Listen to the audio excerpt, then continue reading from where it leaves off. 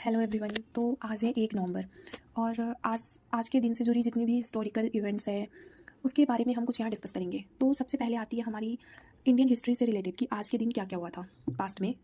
तो 1956 की बात करें सबसे पहले तो राज्यों का गठन हुआ था, फॉर्मेशन ऑफ स्टेट्स, जैसे जिसमें आया था कर्नाटक, केरला एंड एमपी।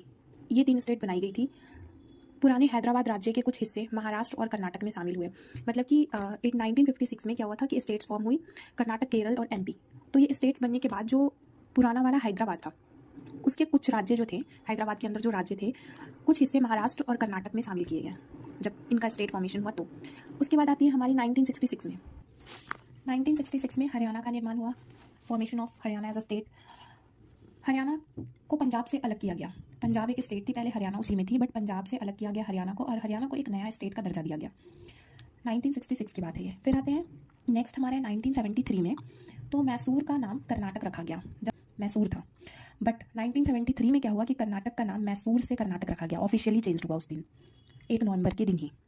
उसके बाद आते हैं 2000 की बात करें तो छत्तीसगढ़ का फॉर्मेशन हुआ, छत्तीसगढ़ राज्य का गठन हुआ और छत्तीसगढ़ जो है became India's 26th state after separation from Madhya Pradesh. Chhattisgarh का निर्माण किया गया, मध्य प्रदेश से छत्तीसगढ़ को अलग किया गया। पहले एमपी में ही इंक्लूड था छत्तीसगढ़, उसको एमपी से हटा के एक अलग स्टेट का दर्जा दिया गया और वो जो बना हमारा 26th स्टेट हुआ सेपरेशन के बाद। और इसका गठन कब हुआ था? 2000 में हुआ था। और एक चीज़ और है यहाँ पे कि 2000 में एक और स्टेट जो थी वो सेपरेट हुई थी, बिहार से झारखंड को अलग किया गया था, बट डेट अलग है, वो ईयर सेम है।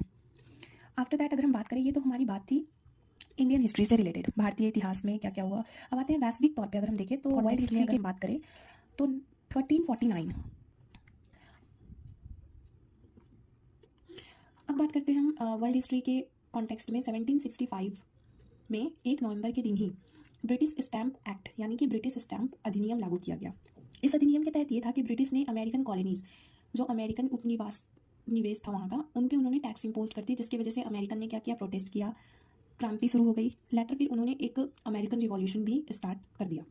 तो ये सब किसकी वजह से हुआ? तो ब्रिटिश स्टैंप एक्ट की वजह से। ब्रिटिश अपने अंडर में करना चाह रहे थे अमेरिकन को, तो आज ही के दिन ये ब्रिटिश स्टैंप एक्ट अधिनियम जो था वो लागू किया गया था।